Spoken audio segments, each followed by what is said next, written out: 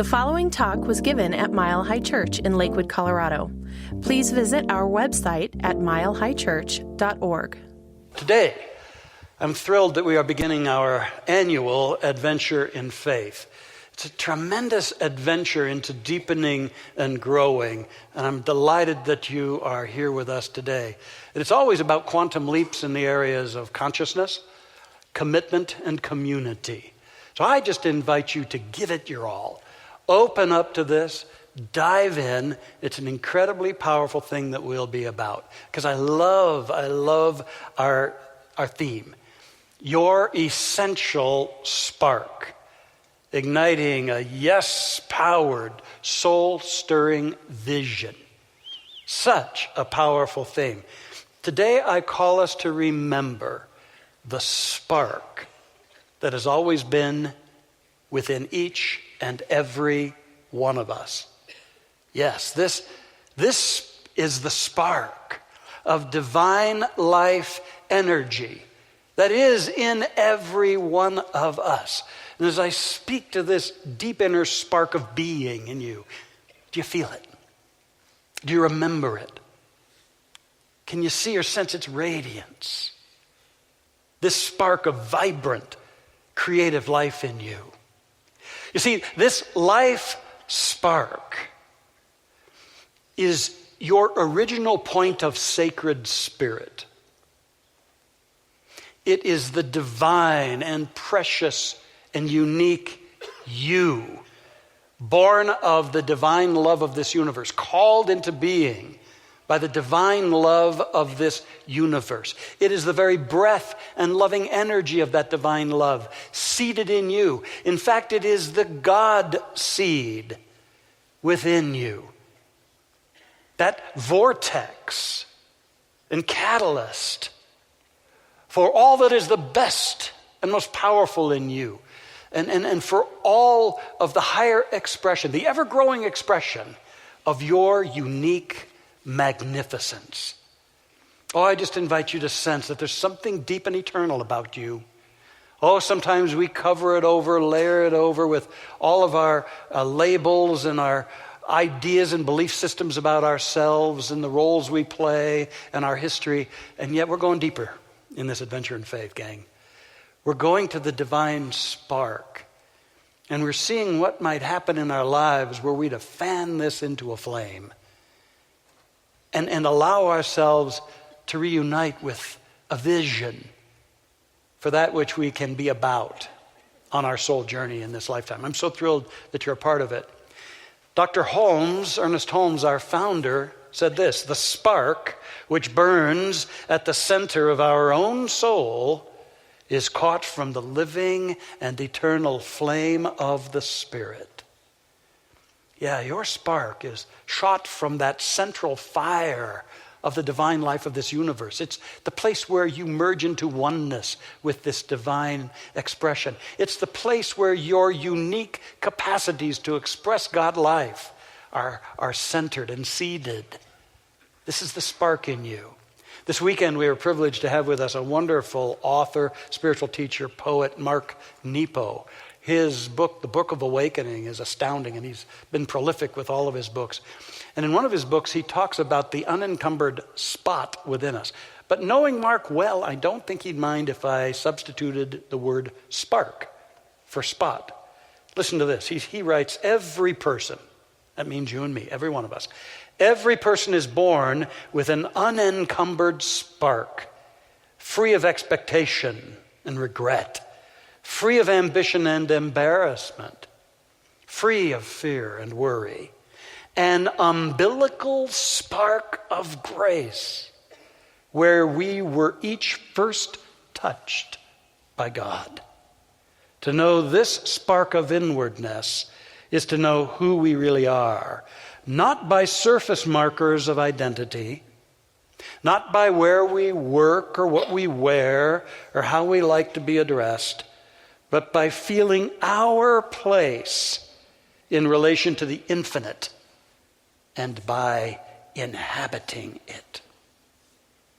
Oh yeah, that's what this adventure in faith is about, is rekindling and re-inhabiting the sacred life spark at the true center of each and every one of us, and letting it light our understanding, light our consciousness, and thus then light our world, and bring forth a more authentic vision for our walk on this planet, a more authentic vision for what pulls us forward, the next stages and steps in our lifetime here, all born of that all-originating sacred spark at the very center of you. Feel it. Open to it. Let it show you what's possible. And so our topic for today is so appropriate in our first step: reunion, the spark in your heart. It truly is a reunion that we have the opportunity to experience during these weeks together. And this is important because there's a challenge in all of this. And the challenge is that so many people have lost track of this divine spark within them. And thus their lives are deeply off course from their authentic callings and their unlimited possibilities. Deeply off course. See, I believe that each and every one of us was brought into being to cooperate and to co-create with the divine. That we were brought into being to explore and to express the sacred code of our soul in shining our unique light upon this planet, our unique and precious light. But somewhere along the way, we forget and we sell out. We sell out. We conform. And then we give over our lives to lesser things, to safer things, to all the distractions. And heaven knows we've got so many distractions in our culture. To all of the carrots and the enticements that try to tell us what we really ought to be about. And to all of the hollow belief systems and patterns and fixations of our culture. So many of them. And we've given over our lives to that. I saw a cartoon recently that I think speaks to this. I'll put it up here on the screen. It's St. Peter, and a guy has come to the pearly gates. And he says to the guy, actually, you've had a pretty great life, but you were looking down at your phone and you missed it. The distractions along our path. And then as we experience the hollowness and the impoverishment of a life that isn't true to the spark of us, then we just start demanding of life. And then we get adamant and upset when we don't think life is giving us what we want because we're putting so many demands on life rather than going to where it can bring forth our guidance and our good. Another cartoon I found I think speaks so well. Jesus is there offering the abundance of the loaves and fishes to the people from the child. And the people are saying, well, I can't eat that. I'm a vegan. And has that fish been tested for mercury? And is that bread gluten-free? And all Jesus wants to do is feed them. All life wants to do is feed us, nurture us, empower us. We're caught up into so much other stuff. There's a sacred, powerful spark in you. And that's where you're going to know true joy. That's when you're going to sizzle with a new enthusiasm for life. That's where you're going to know how to be on course. Wayne Dyer, I miss that guy. Wayne writes, your inner beingness knows why you're here. But your ego prods you to chase after money, prestige, and sensory pleasures and miss the purpose of living. Practice being what you are at your source. Go to your heart level, he writes, where intention and purpose fit together so perfectly that you achieve the epiphany of simply knowing this is it. This is it. Yeah. A reunion with that spark in our heart. And what I've experienced in my own life is that as you become acquainted with that spark, you got to return to it and keep the flame going. Now, the spark is indestructible. It's indestructible. And yet it can be covered over, it can be neglected, it can be mistaken. and obscured, and yet it's always there to be fanned into a flame. And I've seen so many times in my life where I was acquainted with the spark, but then sort of wandered away from it and then came back and fanned it into a flame. I remember when I was 6 years old and I had that initial connection with the spark in me. And I've written about it, that I was laying on our lawn and I looked up at the sky, and all of a sudden, I didn't know what was happening at that age, but I became the sky. I became the light. I became the clouds and the birds. I was no more in that self-awareness phase. I thought I had died. And then when I was moved back into my sense of self, I was full of energy. I had to grasp onto the grass. And I was frightened by it, actually. I felt like something had been downloaded into me, but I was frightened and I hid it away. And sometimes we do that. We don't understand this spark within us, and it gets hidden away.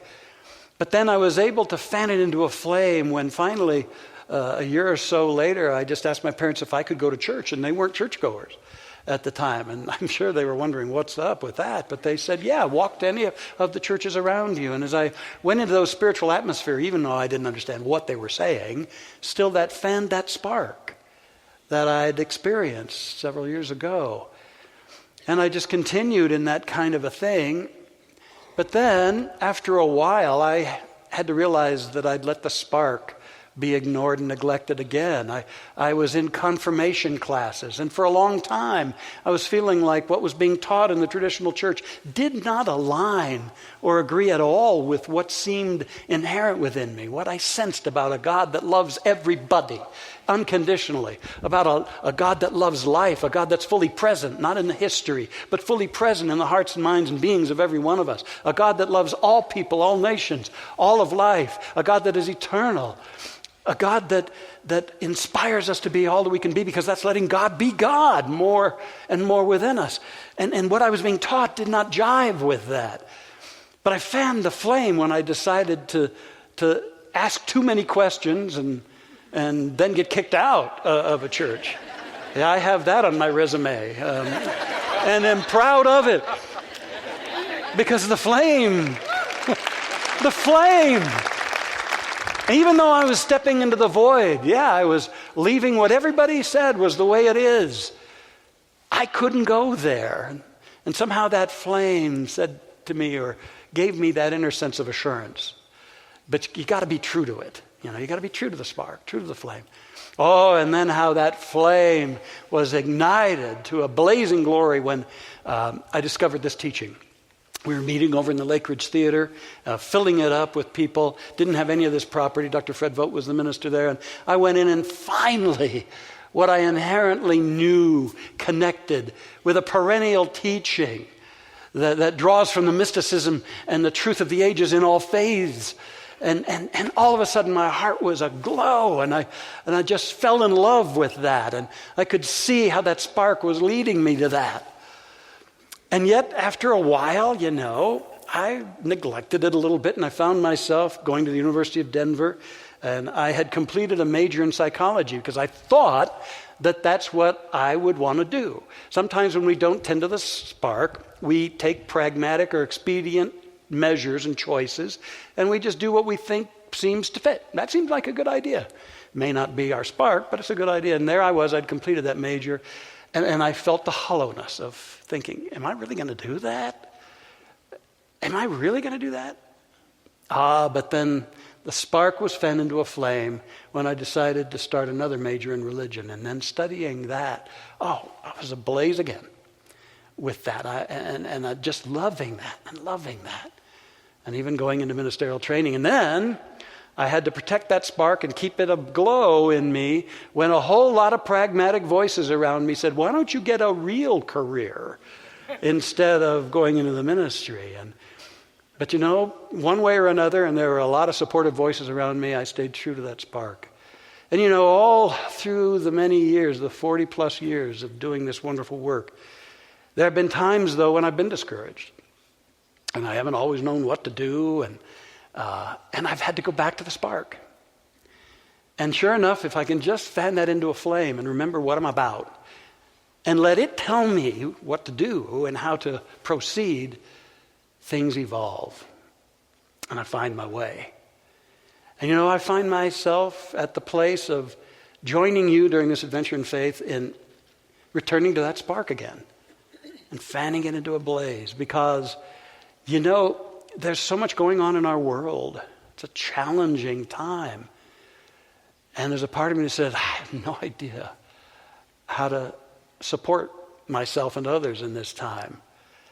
But that means I got to go to that spark. And change is accelerating incredibly in our society, and it's happening in the world of spiritual work and churches and spiritual communities.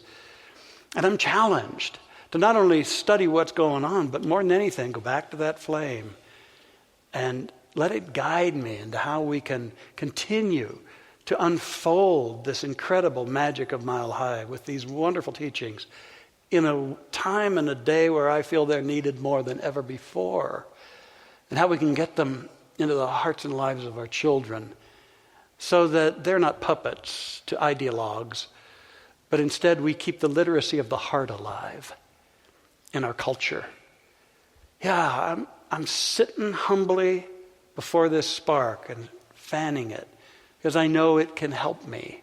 And of course, part of what it told me to do is, along with my buds, Patty and Barry and Raz, get some young folk in here, like Dr. Michelle and Reverend Josh, and together we'll proceed as we go forward. So all of us on the ministerial team and our practitioners, we're with you in fanning the spark so that we really know how best to go forward in our lives.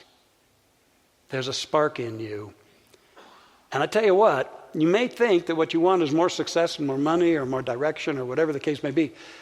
I say that down below that, what you yearn for is to be in the presence of that spark and to feel its energy welling up within you. It's warming you, strengthening you, supporting you. And that's what I invite us to do in this week as we go forward. We've got a lot of resources for you. We've got a card that you've been given with some questions for you to delve into, and also an affirmation on it. I invite you to make sure you got one if you didn't get one coming in. And then, as it says on the back, we're giving out some stones. The energy of spirit pervades all of creation, and certain stones for ages have been known to have certain properties and energies that they evoke. And so we're going to give you a little baggie to collect your weekly stones in with a little card about those. And then the first stone is adventurine. Assisting with hope and joy and optimism and releasing attachments to the past and embracing change, growth, and renewal. We thought that'd be a perfect stone to have on your altar, to place in your hand when you're doing what I would first recommend that you do, the first step, and that's commune with the essential spark in your heart. Yeah, perhaps that stone will assist you in communing with that essential spark in your heart. Adventure in faith is always a time to kind of hit the pause button a little bit in our lives, slow down, and take stock. And as you know that there's this spark of guidance and energy and love within you, what better time than to be still a lot and just be in your heart. Now, I know that a lot of us have been trained to use the intellectual mind to try to figure things out, and that's what I'd encourage you to put in neutral. And rather than thinking you got to figure anything out, just be in your heart. That spark at some point, as you're in its energy, will reveal whatever needs to be revealed when it's right for it to be revealed. That's what I found out. And you'll know what you need to know. But have some quiet time and go into your heart and just reconnect with that basic you, that spark of divine life energy at your center. Had an individual share their profound experience of this. He had attended one of our earliest meditation and prayer retreats, and sometimes when you just get still, inner revelation, whatever you really need to know can come forth. And it did for this man in the form of a memory. But as he was sharing this, he said, now, before I share the memory, I got to tell you that as I've come to this retreat, I've been fighting depression. And even though my career, I'm an executive, is very successful and very prosperous, everything else seems to be falling apart. And it seems like I'm sabotaging every area of my life, including my marriage. But in one of our sessions, I had a memory. It was of my beloved grandfather. He gave me a gift that was cherished by him. He had been given this incredible paint set in a beautiful aluminum brushed box with hinges and latches, and in it were exquisite oil paints and pastels and beautiful brushes and knives and a palette, the whole works. And my grandfather gave it to me.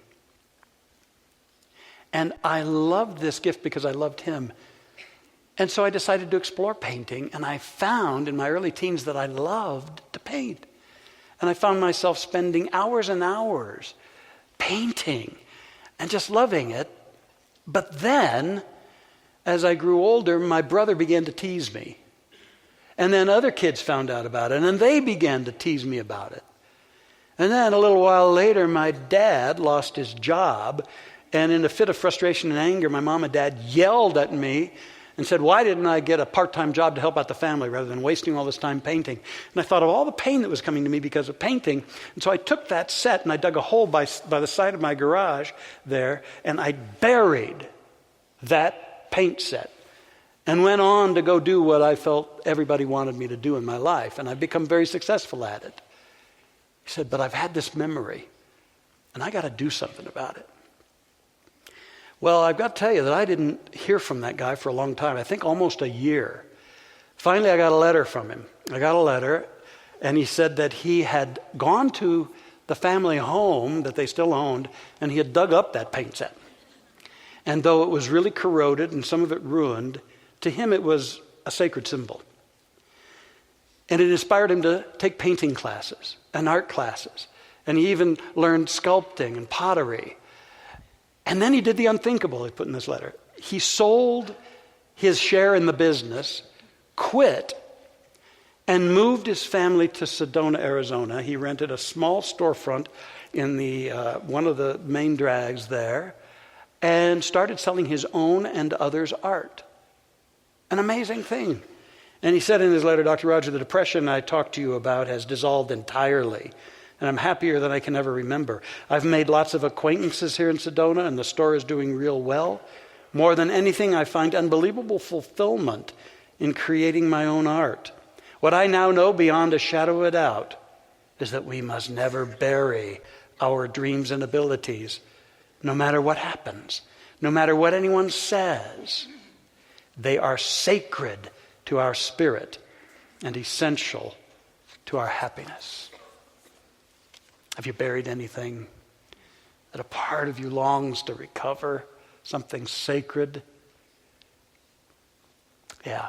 Commune with that spark, that essential spark in your heart. And the second thing I encourage you to consider this week is to allow what matters most to lead. Because we get pulled by a whole lot of things. People say you ought to go this way, and we think we've got to be consistent with what we've always said and always done. I love what Emerson said. He said, consistency is the hobgoblin of little minds. And he said, if you don't believe something today that you said yesterday, speak what you know today. And I would say if you're called to be about something different than your yesterdays, be about that today. As you go to your heart during this adventure in faith, just rather than trying to figure things out, be present to what matters most to you. And really what you'll be present to are your values. Those intrinsic, inherent values in you that are just woven into you. The things and the ways of being and the aspects of life that matter most to you. And just hang out with those as you hang out with that spark in your heart. Again, not trying to figure things out, but let what matters to you most guide you. In my book, This Life is Joy, I tell about a member of our church who had always wanted to follow in his male ancestors' path of being in the military. And he had physical problems that in his youth, and he worked hard to overcome them. He went to West Point. He graduated West Point. He even went to Vietnam for a short time to set up some Army Ranger training because he became an Army Ranger and paratrooper. But then he was assigned to a base in Hawaii, and some buddies and him were going to go to a movie called The Longest Day, which is about the D-Day invasion in World War II. And when they were all buying tickets, he found he couldn't buy a ticket. And he told them all to just go in and enjoy the movie. And he sat out on the curb. And all of a sudden, the flame of the spark grew powerful in him. And he realized that though he blessed his comrades in their high service in our military, that wasn't his path. That he'd followed what his ancestors said he ought to do in loving allegiance, but it wasn't his path, and he couldn't do it anymore. So over the next several years, he found the ability to leave his commission. And then he grieved it because he was in the void of not knowing what to do, and I could relate to that. But then finally he went to work with IBM, and he learned all the business consulting skills he now uses. And the very day he was hired, another lady was hired who introduced him to the Course in Miracles and the Seth books. And then he eventually got into art teaching in a very serendipitous connection. And he's enjoyed an incredible life of consulting blended with deep, wonderful spiritual work. All because finally what really mattered to him was given a voice. Maybe that's why you came to Adventure in Faith, is to go to your heart and allow what really matters to lead you. And as you do all of that, decide that, and this is the third thing to bear in mind this week, decide that you're going to kindle your future from your future. See, a lot of people kindle their future plans from their past. Caught up in their past beliefs, caught up in their past conclusions, their past ways, caught up in what currently isn't working, and their vision is just to put a Band-Aid on that. And so what they do is they create a future that is really just an extension of the past. When a vision takes you over, perhaps sometime during these 6 weeks, I invite you to kindle your future from the future, which means kindle a future you don't even know about right now. Clear the space for something bigger than you even know. But I promise you, the spark in your heart will guide you. If you just fan that into a flame, then you can boldly leap into the vast possibilities that are available to you. I'm going to close with this illustration that I have cherished for many years about a wonderful lady. Her picture's on the screen, Mary McLeod Bethune. She was one of 17 children born to parents who were former slaves. And she, at 8 years old, made a radical declaration to anybody who would listen to her. I'm going to learn to read. And every time she picked up a book, people would tell her, put that book down. You're never going to learn to read. None of us know how to read. But she just had a sense of determination, and while she was out in the fields picking cotton, she would affirm, even though she didn't know of the technology she was using, she would affirm, I am learning to read. And then, as life would have it, a teacher, happened to be an itinerant teacher, came through their area and said, there's a school a distance away. Why don't you let Mary go to that school? The parents reluctantly agreed, and she walked 5 miles each way to go to school. And then when she was home, she'd try to teach her brothers and sisters what she had learned. Well, she began to really soak it up. Some scholarships came her way. She was even able not only to graduate high school, but go to college. Then she started teaching. And then at some point she decided to start her own school with just 5 girls, and she funded it by selling sweet potato pies. That school eventually became Bethune-Cookman College, a tremendous college. And she started it. And as you go through the archways into that college, it says, enter to learn. Then when you're coming out, on the other side of the archway, it says, depart to serve. What a vision. What a willingness to make herself available to a future that not only did she not fully know, but everybody around would have denied. That's why this is an adventure in faith. That the divine has something great in its perfect mind for you. And it's a seed already planted, a spark within. It's indestructible. It's alive and well and waiting you to visit the hearth of your heart and fan it into a flame and be warmed and strengthened and encouraged. Be reunited with what matters to you so that something magnificent can continue to emerge in your precious, beautiful, and quite powerful life. Let's soar together in this adventure in faith, okay? And so it is.